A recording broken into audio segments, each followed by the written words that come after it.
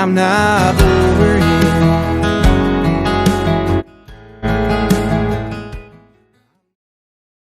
What's good, y'all? It's your boy Money. We back at it with another video. So today we're gonna be checking out the greatest what if in finals history. So this past finals, Tyrese Halliburton got hurt during Game 7, and during that game before he got hurt, he hit like three pointers. He was on fire. So it's one of those things like, what if he didn't get hurt? Would they have won a championship? Because they gave OKC a run. They put up a fight with OKC. I know some people were saying before the finals was happening how OKC was gonna like demolish them, everything. It could have been like 4-1 and everything.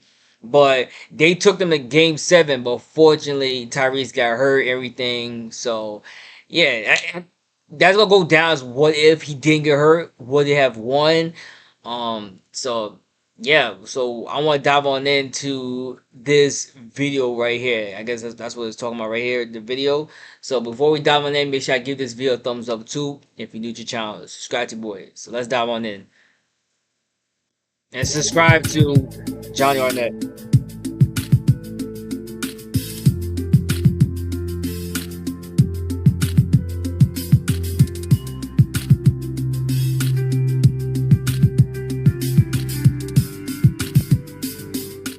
So I'm recording this audio on Sunday night right after Game 7 of the NBA Finals just wrapped up.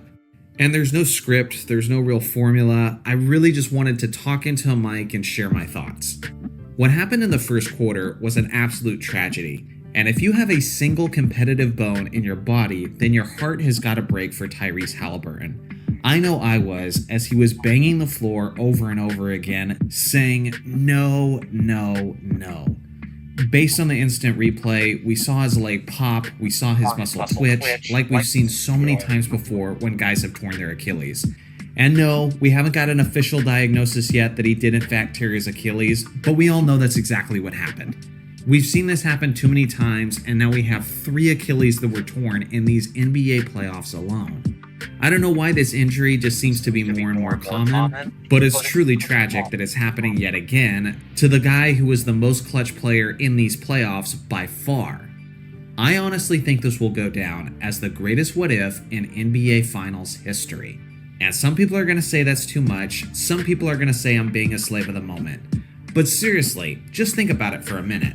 When has a superstar player, the floor general, the guy who was leading his team to the NBA Finals with one of the most clutch shooting runs that we've ever seen in the history of the league, gone down in the first quarter of the seventh game with a devastating injury?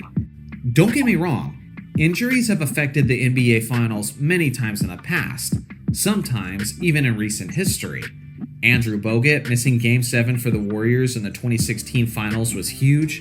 Even Kendrick Perkins of the Boston Celtics missing Game 7 of the 2010 Finals. I can go on and on, but you notice what the theme is there? I keep saying role players. This was a superstar player who was extremely hot in the first quarter, going down in the 7th game when it all mattered the most. Now listen, I already see it online. Everybody is trying to discredit this OKC team, but they won 68 games throughout the regular season, and they made it all the way to Game 7 of the NBA Finals before this thing happened. They might have won the NBA championship even if Halliburton was still in the game.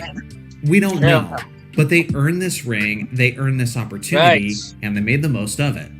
Their defense is incredible, and I look forward. Yeah, OKC, before they went to the finals, before they made playoffs, nobody was really saying, like me, I'm a Chet Holmgren fan, so them against Denver, I was like, okay, Denver is probably gonna win the series. I'm gonna admit it. Like, I'm not that type of person like, oh, okay, you know what I'm saying? Like, what I think, I'm admit it. So yeah, I thought, like, I was like, okay, Denver is probably, gonna win that. But yeah, I don't think nobody really thought, for what I heard, nobody was really saying OKC was going to win a championship. So the fact that they won a championship, you gotta give credit to them because nobody thought they was gonna do it because everybody was saying from last year they're too young and the way how Jalen Williams was playing, everyone was saying all that stuff. So yeah, the fact that they won, you gotta give them credit. But yeah, Tyrese Halliburton had a crazy run during the playoffs. It was insane. Like, who would have thought Pacers was gonna be in the finals too? So yeah, man. Yeah, that shot with the Bucks, the shot with Cleveland. My gosh, the Knicks, it was just unreal. Each series, he was hitting game winners, and then the game winner, it was I believe game one with OKC. It was like, yo, he was on a run for real. Like I never seen like a run like that, you know, because it's like nobody thought Pacers was gonna be in the finals. So yeah, man, it sucks. Forward to ranking them in the future as one of the greatest defensive teams of all time. SGA once again had an MVP performance, as he dropped 29 points, got 12 assists, and 5 rebounds. And I did criticize Chet Holmgren in the past for playing soft in these playoffs, but it was the complete opposite on this night, as he was very physical and a defensive monster throughout, getting a tremendous amount of blocked shots. You also gotta give a ton of credit to these Indiana Pacers, as they fought passionately even after their superstar player went down. Guys like Benedict Mathurin, Pascal Siakam, and especially TJ McConnell had no quit in them whatsoever. But at the same time, it was clear that their offense just wasn't itself, as there was nearly a full quarter stretch where TJ McConnell was the only Indiana player who made a basket. That's simply not going to get it done on the game's biggest stage. And let's just call it like it is. Keeping your team healthy for the NBA playoffs matters as well. That's part of competing. That's part of winning a championship. Maybe somebody on the medical team of Indiana needs to be looked at, because this was their third Achilles injury of the season. Whether or not it's something they could have prevented or it's just a freak accident, the reality is you do get rewarded for being healthy when the games matter the most. As a whole, I was very pleased with these NBA finals. But this one is going to sit on our minds for quite a while, and it's going to have a lot of people asking themselves, what if? If this Indiana team would have won the championship, then they would have been talked about in basketball lore for many, many years to come. Heck, for many, many decades to come. But now, as the runner-up, I think they're going to be turned into one of those teams that gets somewhat lost in NBA history over time. And it'll be up to people like me and you future NBA content creators watching to make NBA videos about this team 10 to 20 years from now. Now, it's probably too early to talk about Shea's place among the all-time greats, but this Finals MVP did something that very few players have done in NBA history. This year, he led the league in scoring, he won the MVP award, and he won the Finals MVP in the same season. The only other players in NBA history to achieve that were Kareem Abdul-Jabbar, Michael Jordan, and Shaquille O'Neal. That is some pretty darn good company. And to make it even more specific, SGA and Kareem Abdul-Jabbar are the only players to do it by the age of 26. This guy still has so many elite years ahead of him, so it'll be exciting to see if he can maintain it next season. But based on the way this NBA decade is going, it seems like we're having a different NBA champion every year. It would be nice to say that it would be Indiana's turn, but with an Achilles tear so late in the season, you worry about Tyrese's ability to play any of next season as well. We'll just have to wait and see. But now it's your guys' turn. What do you think about SGA and this OKC team? Are they one of the greatest defensive teams that you've ever seen? And now that he's a Finals MVP, what is the potential for SGA? Just how high of a ceiling does he actually have? I look forward to hearing your thoughts in the comment section below.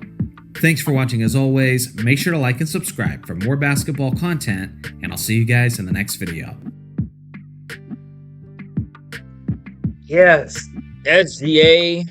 This was a good video. SGA.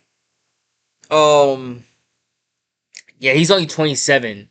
He got a lot of years ahead of him. You still got Jalen Williams, Chet Holmgren over there. They both signed a 5-year deal, so we'll see what happens with them. Down the line. Yeah, man, they they gonna be scary. OKC, the way how their team is looking, having their lineup, their starting lineup, and then you're having the guy in the draft, Nikola Topic. He's the backup point guard for SGA. I've seen uh games of him. He's pretty good, and they got a center this year. I believe he's like 6'10", 6'9", 6'10". So you got another big for the bench, so that's good. So when you have Holmgren and Hartenstein out, you still got Jalen Williams and the rookie as your power forward center. So yeah, they gonna be scary, bro. OKC, they still got so many draft picks that they have, so they can always change up the roster if they need a shooter. They can always get somebody from the draft. They need a big man. They can always get somebody somewhere else. They can always trade. Anything. They can do anything. So they can be scary, man. So we'll see what happens a couple years from now with OKC. They gonna be scary. I'll tell you that. Do I see them win another championship? I can see that. So we'll see what happens. But I get you saying, like, with Tyrese, that situation. But yeah, definitely shout out to TJ McConnell. Yeah, for sure. You gotta give McConnell credit, because those games in the finals, there was no answer for him. Like, he was cooking. Like, I feel like it looked like, you focus on, like, everybody else, like the key players, but when McConnell came in, like, the whole game changed. It was times where Pacers were, like, down, and once McConnell came in, he changed the game and brought them back. Um, you know, he brought them back. So it was like, damn, bro. Like, they could be down 10. Pacers could be down like 10, and he'll bring them back up to, like, up by 2, or he would tie the game up. That's how crazy it was. So yeah, man, this was a good video. Let me know down in the comments what your thoughts on the Pacers team here. Do you think it's one of the greatest what ifs in the NBA history? Let me know down in the comments. What are your thoughts on SGA, on his championship, and what are your thoughts on the OKC's future down the line? Do you think there'll be a dynasty? Do you think all three of them will stay together? Do you think they'll win a championship? What I mean by will they all three of them stay together?